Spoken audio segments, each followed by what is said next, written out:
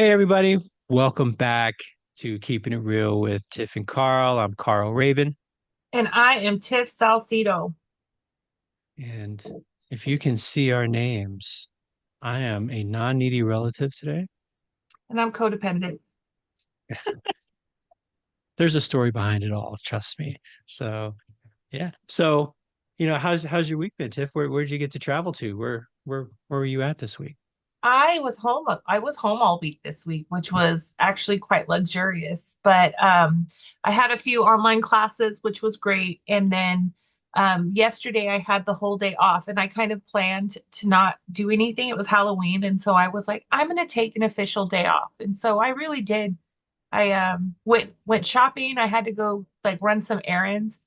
Um, I had to go to Lowe's with my husband, which that was like the haunted house. It was like going to Lowe's with him is so annoying. I love him so much, but it's like he has this idea that I know stuff, and he'll be like, "Can you go get me some three-quarter elbows from the plumbing department?" And I'm like, "I don't even like." So I'm over there touching people's elbows, and he's like, "That's not what I meant." I'm like, "Oh, okay." Or I'll bring some, and he's like, "No, I don't want threads on them." Like I don't there. I didn't realize there was threads. So that was like the horror that I experienced yesterday is going to a home improvement store with my very detail oriented husband, and I'm like not. So, um, I got to go to Costco, which I really, really love. Costco is my favorite thing.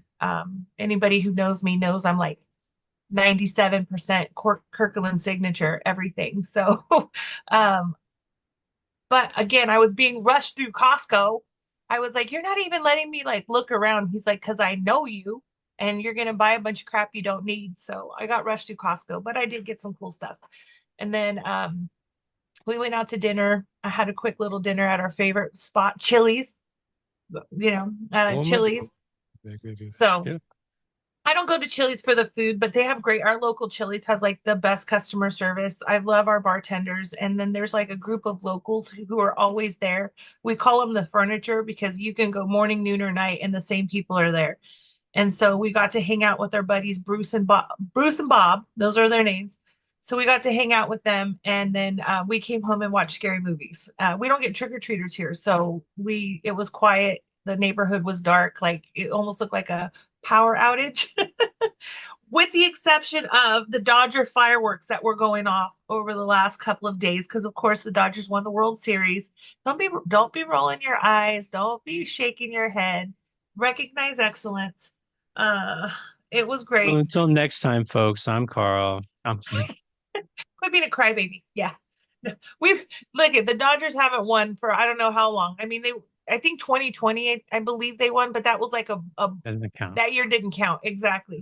So they were very much well overdue for a championship. And I was talking to my bestie, my bestie about it because we had dinner on Tuesday, and she's like, it's weird being in like the LA area because everybody's dressed in blue. Like where I'm from, everything's orange and black. And I said, well, we're better here. But anyways, she said it was weird. She's like, but it's great to see like cities come together for a championship. Like when they win, there's so much like camaraderie. It brings, businesses get, it brings up the local businesses because people are out and they're buying stuff. And I said, oh no, no, honey, when LA wins, we destroy the city. I'm just letting you know that the when we win the championship, which we were still on game four, but when we eventually win the championship, we come together to burn shit down, and there'll be some looting and rioting, and they come together to flip cars over. Like that's usually how LA celebrates. And I was right, and I didn't want to be right, but there was looting, and there was a bus that was burned, and Yeah, I I saw saw that. Yeah. I saw one video of one idiot who blew his freaking hand off with a firework trying to put like an one of the illegal fireworks downtown in LA, and he blew his freaking hand off. I mean, celebrate safely is all I'm saying. Like be Yeah. excited. We should be excited. It was a great win, but gosh, the aftermath is always like stress inducing, let me tell you. Stay classy, Los Angeles. Yeah. Stay classy. And I'm going to say, I don't think it's really the Dodger fans that are disruptive. I think what happens is that there's so many people out there that there are a few bad actors that take advantage of the chaos. Again, the bus thing, I think was Dodger fans, but like the looting and stuff like that, I really just think that people take advantage of the fact that there's like law enforcement is working on so many different things and trying to keep things peaceful and civil that they just use that as an opportunity to do bad stuff. But that's not Dodger fans. That's not as a result of the Dodgers. That's a result of people being scumbags, you know. Well, you know what they say. Not all Dodger fans are bad actors, but all bad actors are Dodger fans. So, You know okay. what? I will say this. My husband, we were watching game 5 and he was stressed. Let me tell you, by like the fifth inning when we were down 5-0, he was like pacing. He was like sick to his stomach. He was like high blood pressure. And he was like, if they don't win, I'm getting rid of everything Dodgers in this house, right? Well, our dog's name is Dodger. Oh And so shit. our dog Dodger heard that and he went and hit the kennel and he was like like scared Oh, all night long. And I oh, said, Mom, we're not going to get rid of you. You're not going anywhere. But he had a tough game. pobrecito, Yes, my pobrecito. baby. He was But so no, sad. well, I was in Mammoth during that, and I watched it, and I was feeling good. I was like, wow, they got two more games, and they're going to be all tightened up and worried and nervous, and I think that somebody called the Yankee dugout and said, "We'll give you $100 million. Just give us, just throw it down." I serious. I don't know that combination. I heard on the radio yesterday. It was the first time in history that all those things that happened in that game by the Yankees was the first time it's happened in over 100 years. Yeah. Right. So, I mean, the stars aligned, everything. And when I'm in Mammoth, and I'm in this cheesy hotel with the heater didn't work and I had to use a space heater and that barely worked. And the walls are super thin and I'm hearing people all around me. I'm like, "Ugh, God, the challenge was on. Can I just turn on the challenge hella loud?" I was Yeah. watching the challenge instead of the rest of the game because I knew once they tied it up, I said it's over. I put on Facebook, I said the fix is in. That's it. I put it in Dodger Blue and just left it alone. That's it. Because I knew they were going to lose. I knew the Yankees were going to lose because the Dodgers don't lose those games there, But Yeah. anyway, so congratulations, you guys won. It was Yeah. nice to remember yesterday, our victory, our second World Series parade, in the last 15 years was on Halloween in downtown San Francisco, and I got to take my kids. And so that was fun. So I was just remembering the second parade that we had in the last 15 years. And so you can enjoy your first, but Mm-hmm. then I didn't go to the third parade. Mm, Um, mm. which, once you go to the first two, yeah, just throw it on the pile, right? But so hopefully you guys will get to experience, just yeah, just stay classy, LA. No, please don't burn down my dad's office. He's right there in San Pedro, and He's gonna be all right.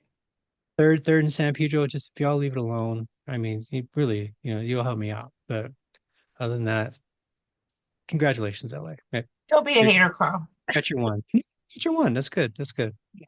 Yeah. Well, So can I just say I feel like I won. I don't mean to be like a little I can't even think of the right word I want to use here right now. But Eddie, Eddie, no, not petty. This is going in a whole different direction. You don't even know where I'm going right now, Carl. You don't even know where I'm going. But I'm going to say this. I don't care much for watching sports. I'm not into it. Obviously, during championship games, it's a little bit more exciting because there's so much at stake. But I can't ever sit there and tell you like I watch baseball. I really could care less. But in watching the last few games, I have realized this is where I'm like treading a line here. I really like baseball bodies. Can I just tell you?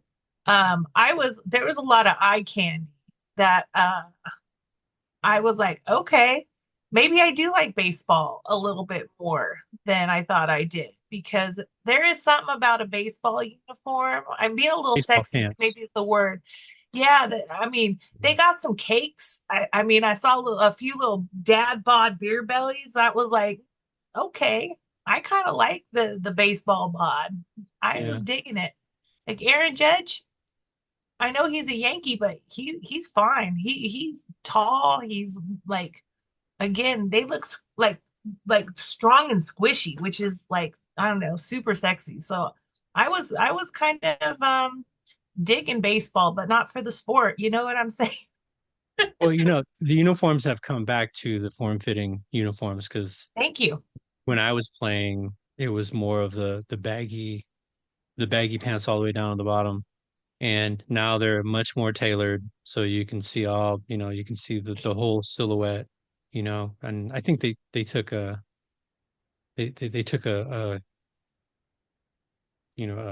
what you call it, influence from girl softball players, which, Thank you for that. and it's kind of a fun sport to watch too. So yeah. Yeah. So I was digging it. I was digging it. I was like, oh, look at them. Look at that shortstop. Like, yeah, that's how I was watching it very much like a 15-year-old girl, but whatever. Hey, I have no regrets. whatever can get my wife on the couch to watch the game and not, yeah, I'm good with that. So that works. That works. Yeah.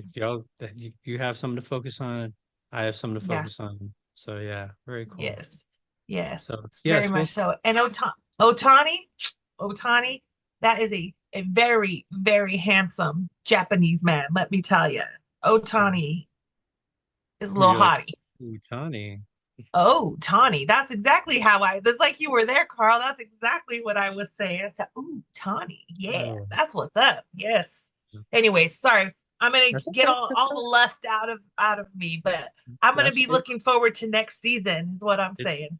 it's a Freaky Friday today, so hey, Yeah, it you know, is. Yeah, getting it ready is. for getting ready for next week. I'm actually going to be in a class taught by a Miss Tiffany Salcido, and then Ooh, I'm going to Ventura.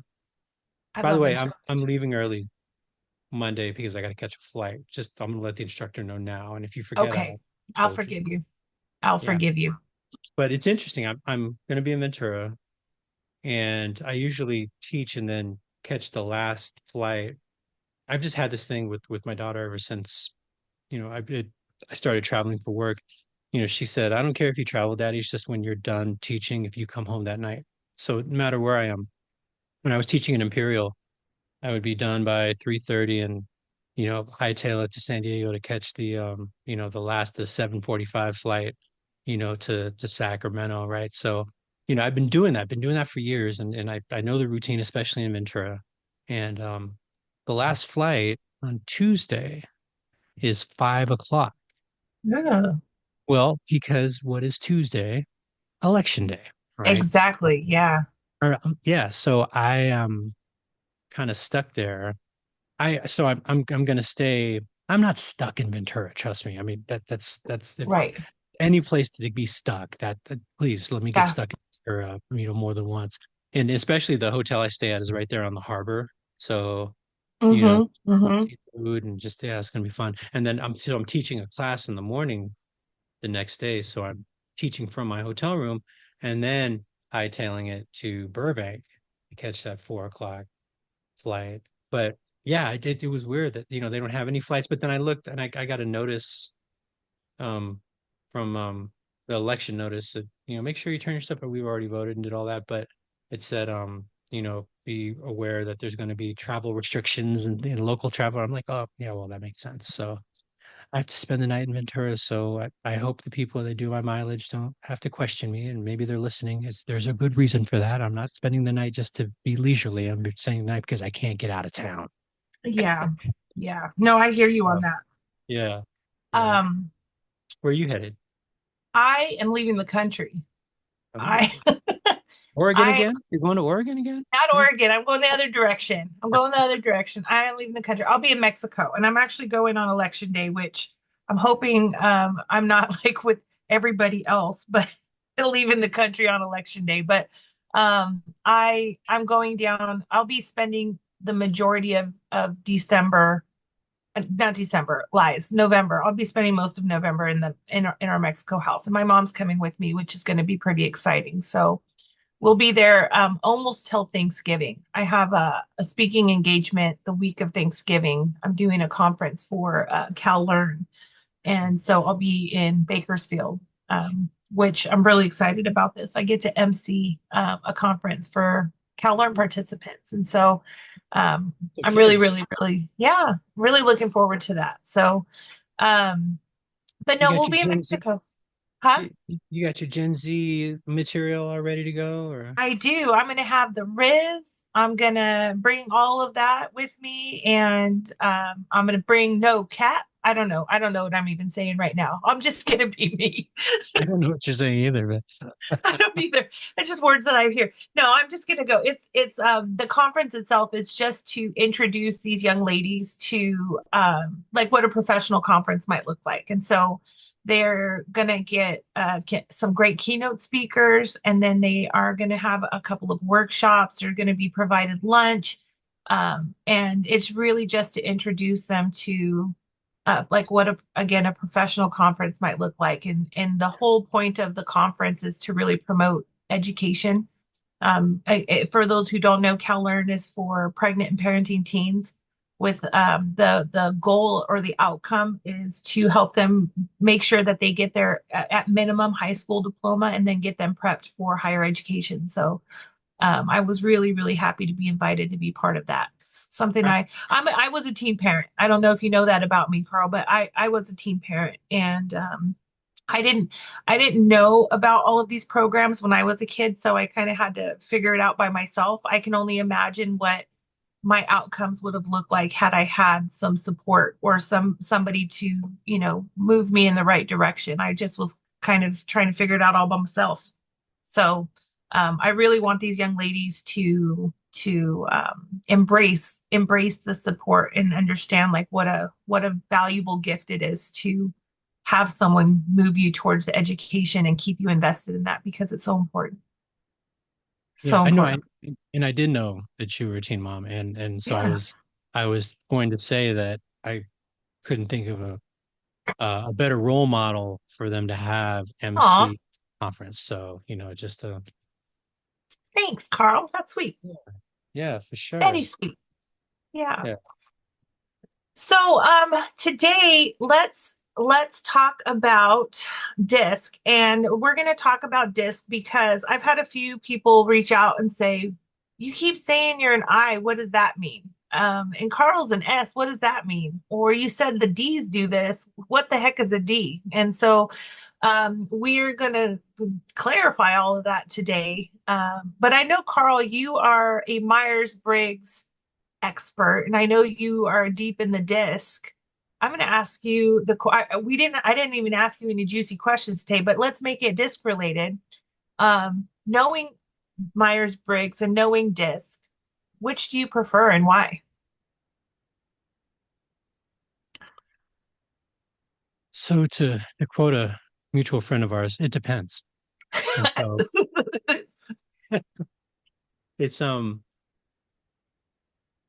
so they both come from, Carl Jung, right? And his theory on personality, right? And um they really are, I mean, and DISC follows, the four archetypes that Jung talked about. Myers-Briggs breaks those theories and concepts down into 16 different types, right? So the DISC is, I don't want to say more generalized, but it is also pretty accurate. Myers-Briggs is maybe a little more specific, but it's also pretty accurate. But what the DISC was intended to do, or how most people use it, is how you show up at work, right? So your DISC style, and there's different types of DISC. The DISC we use for the company that we both work for, is really that who you are when you show up at work. And there's another disc, a company that administers disc that actually specifically has two different types, right? So one is your natural disc personality and one is your adaptive disc personality. So what have you learned to utilize as a result of where you work or who you work with, right? So Mhm. um so like I said, it depends on what I'm doing. I love the disc. I really dig it. It's easy to use. It's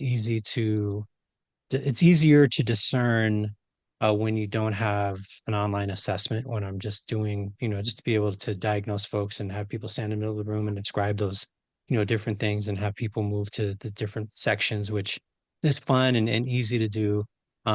Myers-Briggs takes a little bit more level setting, a little more descriptions. But they both can work. It's just, so which one do I prefer? I don't know, maybe because Myers-Briggs was the first one that I did, or maybe it's a little more specific and you know, I like specificity, right? Even though I can't say it very well. You And did great. right. But like I said, I do dig the disc as well. So I'm I'm not agnostic. I'm actually I buy into both because they both Mhm. come from the same daddy. So, Daddy Jung, Daddy Carl Jung, Daddy Myers. Carl Jung. All right. Yeah. Never thought I'd use Daddy Carl in a sentence, but Daddy Carl Jung. As long as you use Daddy Carl Jung, right? Yeah, Yes, okay. that's right. Let's clarify right now. We're talking about the researcher. Okay. With a K, with a K, his name starts with a K. Thank you. So, yeah. Yes. So I agree with you. I'm familiar with both. I'm more familiar with DiSC. I did Myers-Briggs like in the very, very early part of my career. And then I have that book, Type Talk at Work. I'm sure it's Hmm. done its thing.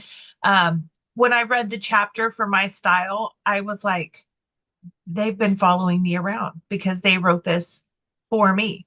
And then I make it's really funny. My loving husband, codependent. This is why I'm codependent. I make him do all the stuff I do. So if I take a test at work, I bring it home and I make him take the test so I can see where he's at. And we're always like polar opposites. And so I had him do Myers-Briggs. And then he's again everything I am, he's the opposite. And then I read him the chapter about him, and he's like, did you write that? I said, no, this is your chapter. So it really did fit like his style perfectly, just like mine. So I really do like the specificity of it. And I do think it goes a bit deeper, but for like work related purposes, I love the simplicity of DiSC. I really do. And I think it resonates with people in a different way than the Myers-Briggs because it is so simple and they can start to look at their teammates and be like, oh, I'm seeing some eye qualities coming out, or oh, their C is showing. I can see where their C is popped. And it gives, I think, a level of understanding where people can really start to become more flexible and understanding and compassionate towards each other. Yeah. Um, I know my husband did DiSC when he worked for this company, and they went through like management training. And I have to tell you, I'm a trainer by trade, my husband hates training. He's one of those people who, if they have to go, he has to go to training. All of a sudden, his tuberculosis is acting up, and he's got to go to the Yeah. hospital. Like he just will do anything to get out of training. And so, um, he did go to this one disc training, and he came home and he said, this is the first training that's ever been like valuable to me. Like I this is the first time I've ever gotten anything out of training where I was actually interested in what they were talking about. And I said, cool. I mean, that to me speaks volumes about the work. If Mr. Salcido can be interested in it and it's not related to like cars and plumbing and all the weird stuff that he's into, then I'm like stamp of approval. Stamp of approval for sure. So, if you wouldn't mind, let me guess, if just on the Myers-Briggs, are you an ENFP? Yes. Okay, that makes So sense. extrovert, what's the N again? Remind Intuitive, me. intuitive, Yep. Yep. F feelings, P feeler. perceptive. Yep, that's me. Yeah. Yep, Okay. that's me. Life of Yeah. the party. That's me. That's Yeah, very and then on the disc, can you guess what I would be on the disc? Which Oh, I've already told you. you're a high I'm an I. I. I'm a high I. But you know what? I redid it the other day and I came back an ID, which makes sense because I do have some D tendencies. But I think that the thing that with disc is that you everybody's all of the things in different intensities and different situations. Mhm. So in the workplace, I am a high I for sure. And in most of my life relationships, I'm a high I. But when it comes to like doing stuff at home, I'm a D. Like I'll run this house, right? So Yeah. I've always been like a D in my life, like the take charge kind of. Some people might call me bossy, but head of that in my life with like my family. When I'm talking my family, like my sisters, my mom, like my that part of my family, I'm very much an S. And when it comes to finances and money, I'm a C. I know where every penny's at all times. And so I'm very, very detail focused when it comes to like finances. But Yeah. that's pretty much the only place in my life where I pay attention to detail. So when you're just being yourself without any stresses, any extra pressures, where which style do you think you fall on? I'm What do you probably lean? an I. I would say my natural state is an I. Yeah. Yeah. And I with the sprinkle of ADHD. which which you know what I have there's no research on this, but I'm always like trying to piece things together. Like I will say like one of my gifts, I'm let me rewind just a little bit. I'm sure you know who Michael Bungay Stanier is. He wrote the Coaching Habit and the Advice Trap. He's the author. I during the pandemic, they were doing a coaches conference for free online, and I signed up for it. And I watched his segment. I went to his little workshop, and one of the things that he said that just resonated with me, he says there are thinkers and there are translators. And so the thinkers are the people who do the research, who write the books, who do all of the peer reviewed journals and, get their names put on models. Those are the thinkers, but they're not always great at translating. And I will say I'm a translator. I like to read all of the research. I like to say I'm not interested in any way, shape, or form in having a peer reviewed journal published. That's just not my jam.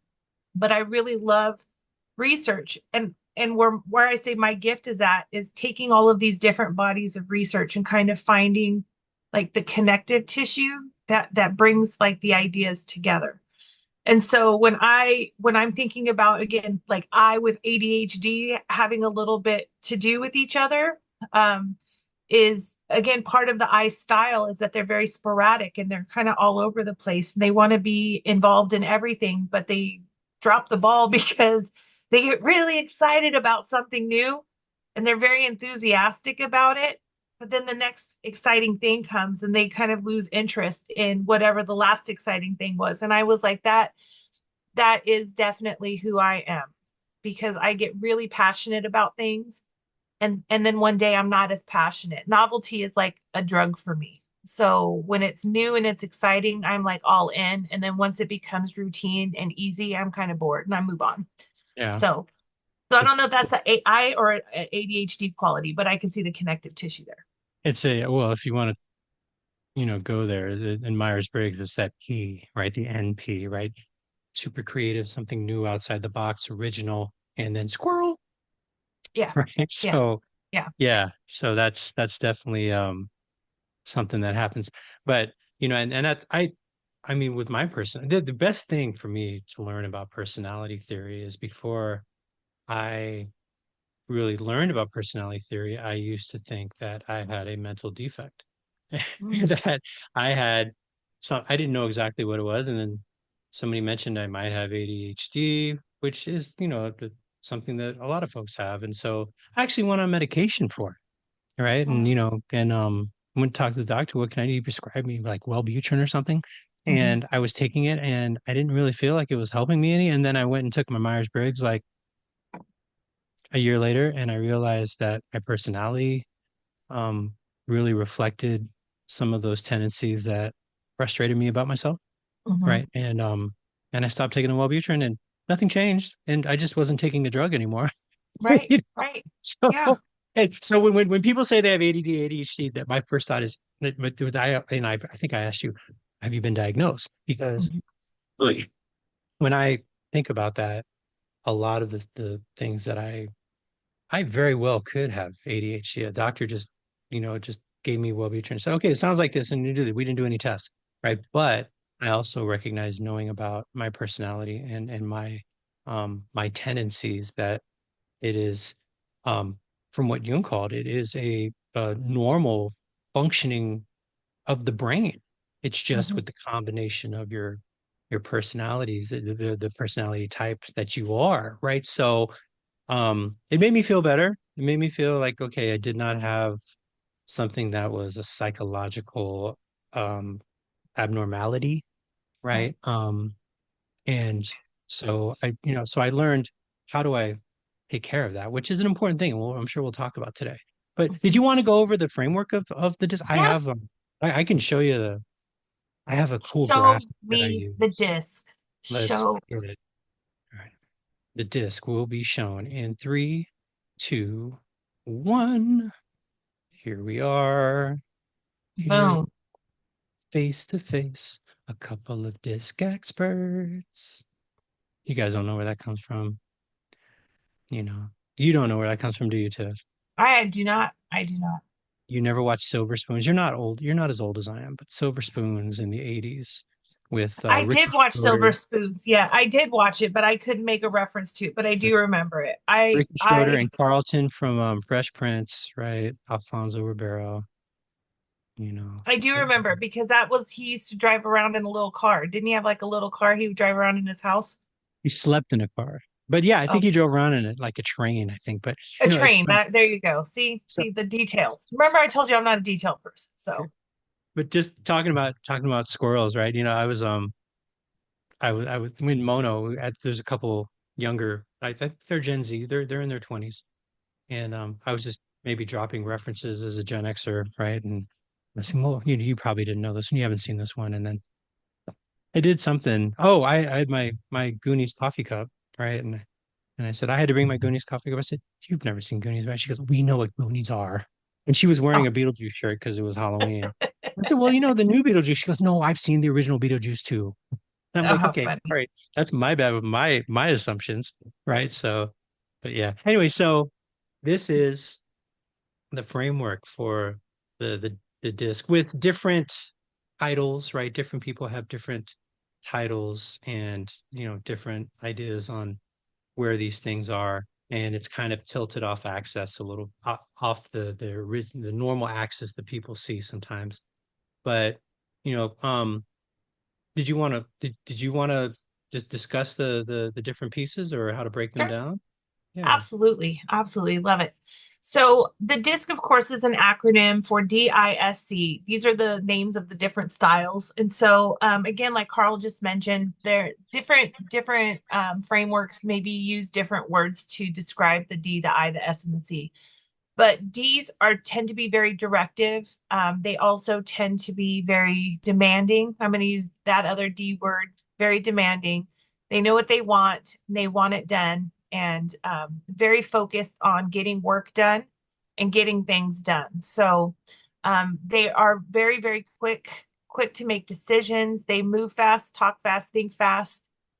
They are doers 100%. They don't want to talk about it. They want to be about it. So they're not super great planners in general. They really would prefer to figure it out as they go along than to spend copious amounts of time like analyzing and deciding.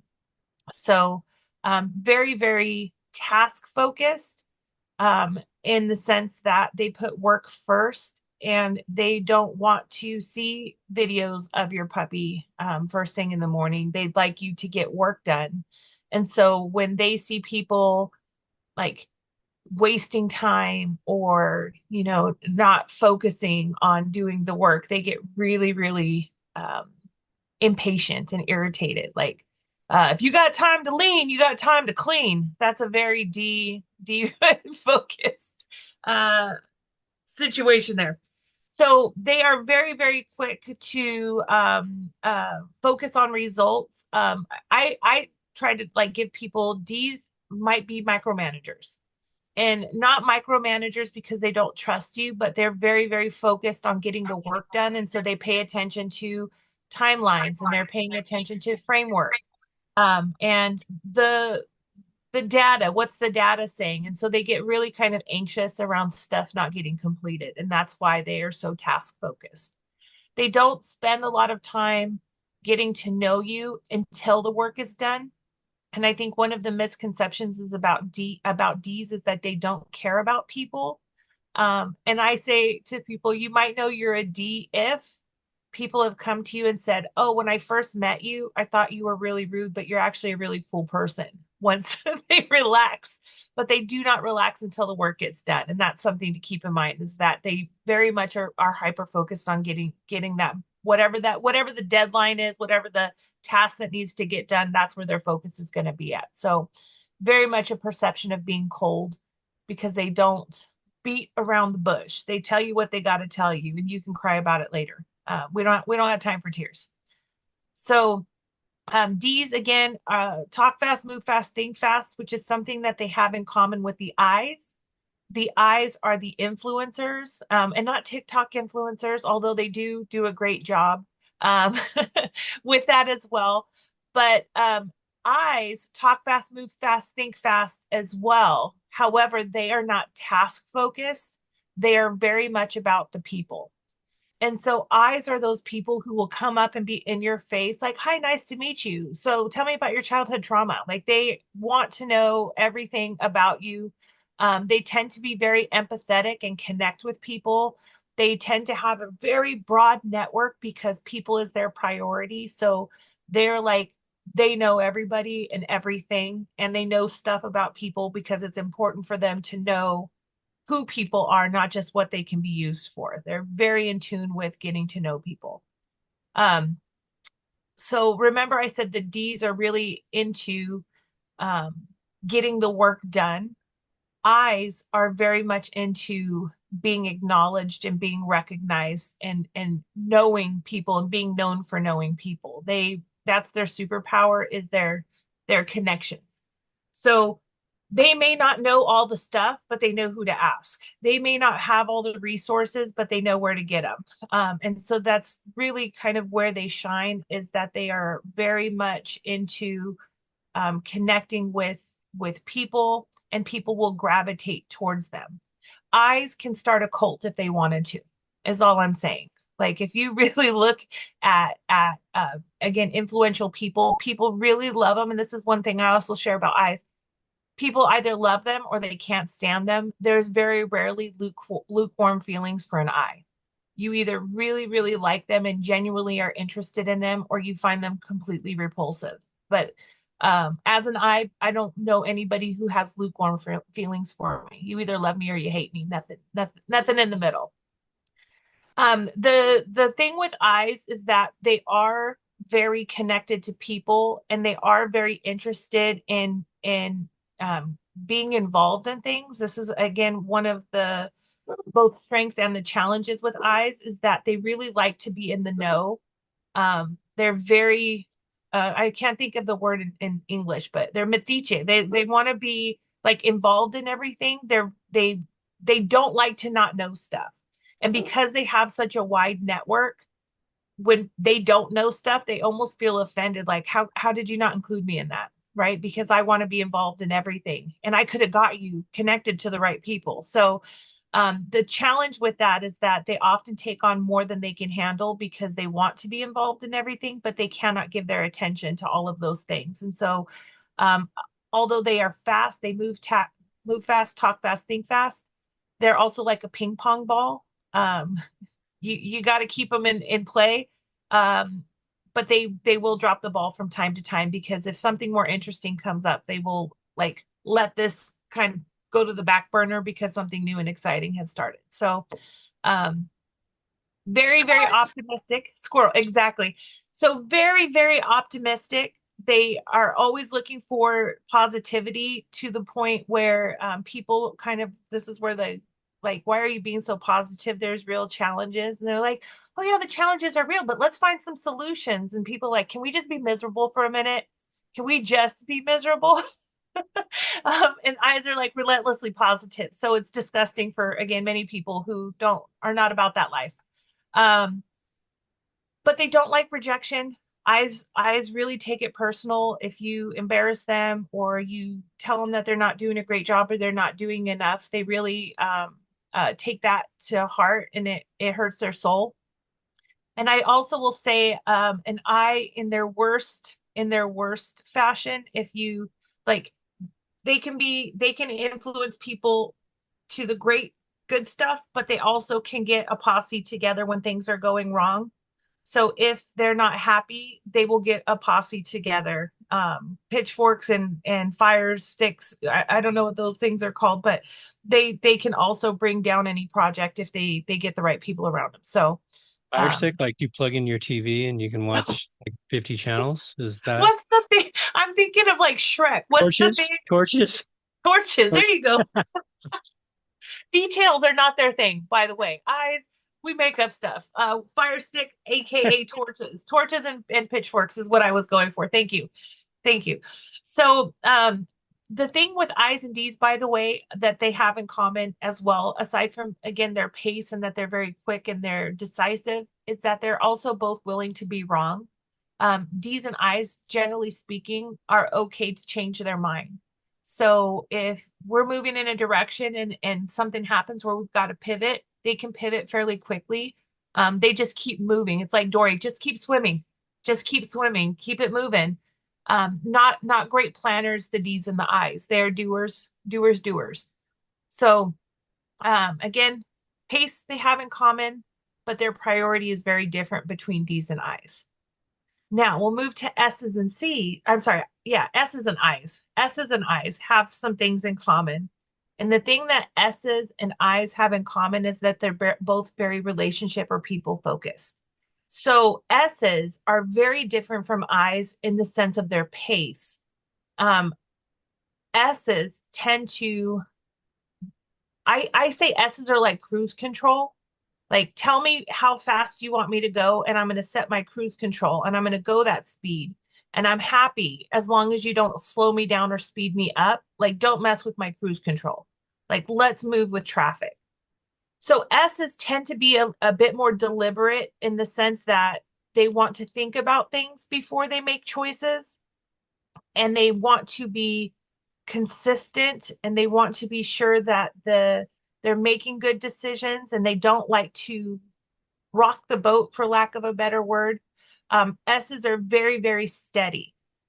When I talk about like finding the S's in your office, go and see who has the snacks. S's also stand for snacks, because S's are very invested in other people's comfort.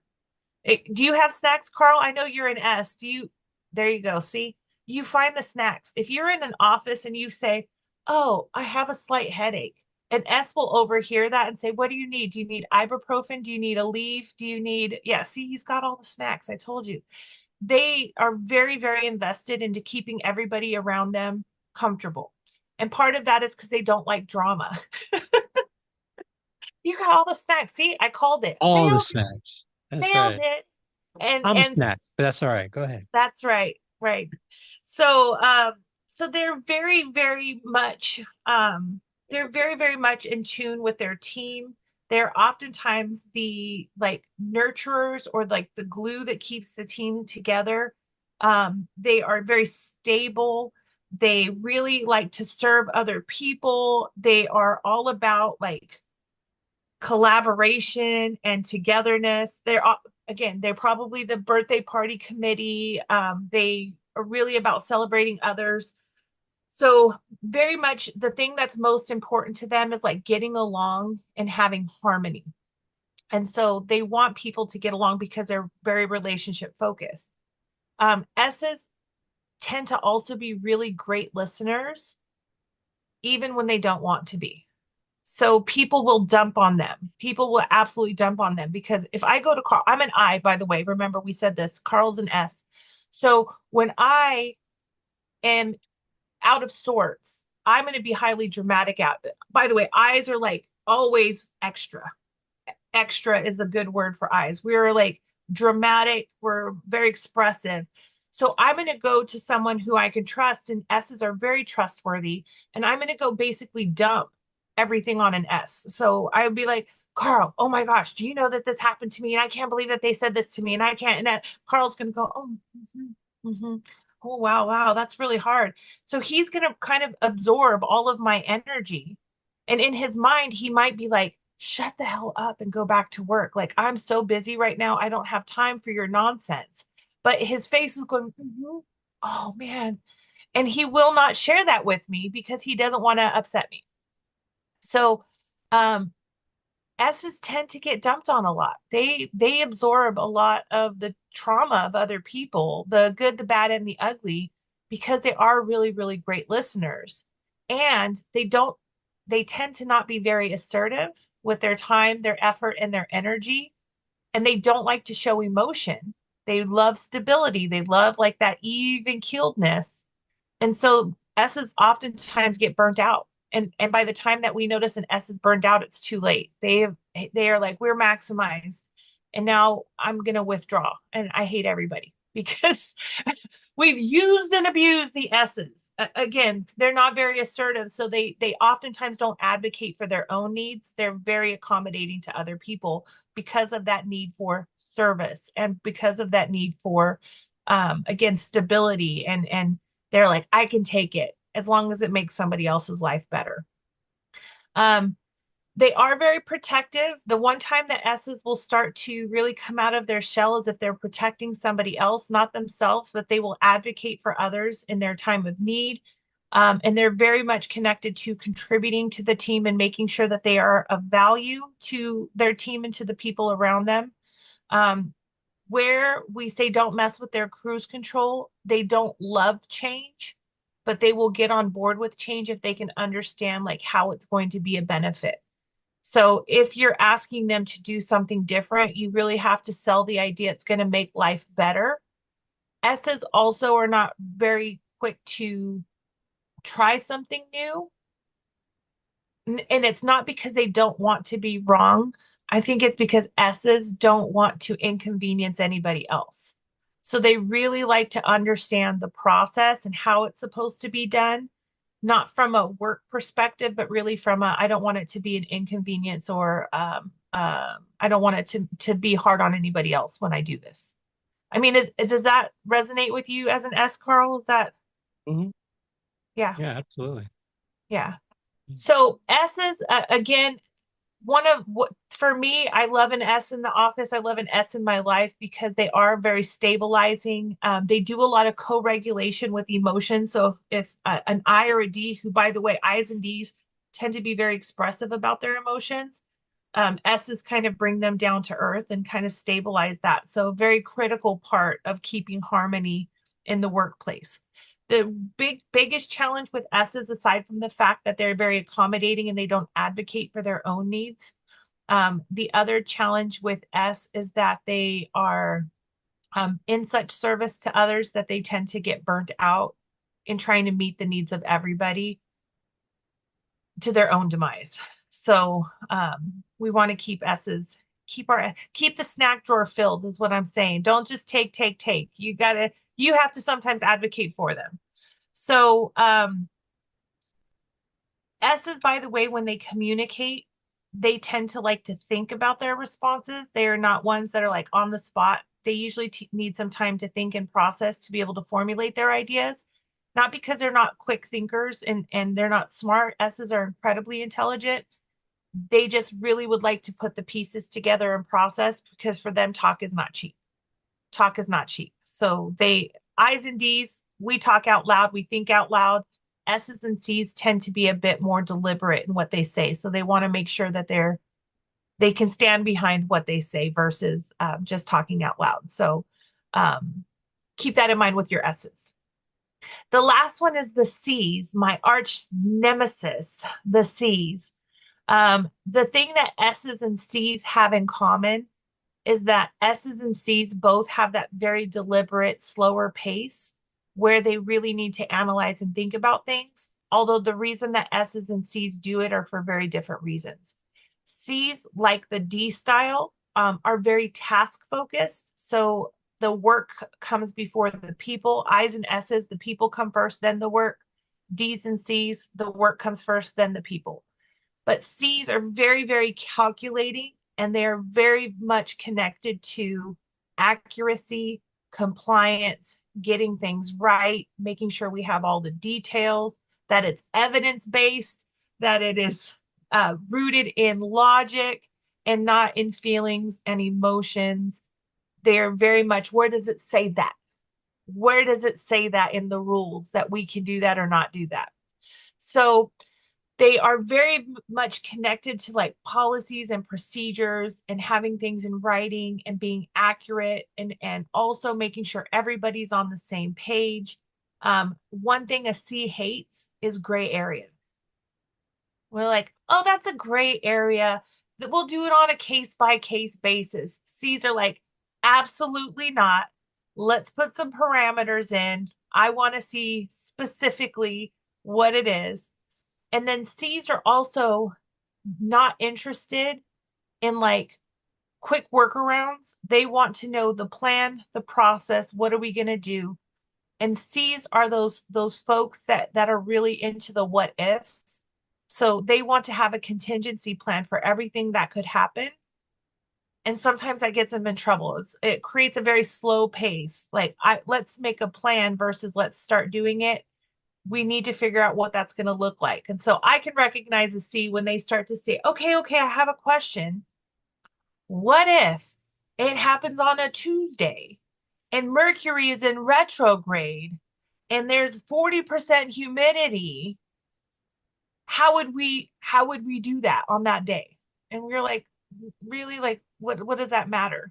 It matters to them. So very, very connected to making sure that there's a contingency plan for all things, which is great. By the way, as an I who doesn't think about those things, I really appreciate a C because they think about all of those things.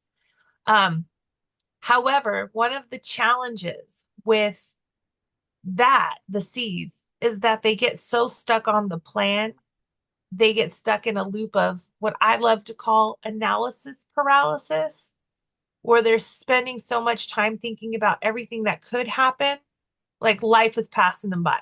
And sometimes that gets in the way of progress, of experimentation, of let's try things and figure out what works. Or we don't know for certain what the final rule is going to be, but we need to roll it out. So let's make in the meantime, what can we do? And they're like, no, we want it in writing. So get very stuck on the details. What's really great about them is that they are very connected to quality. They're very connected to getting things right.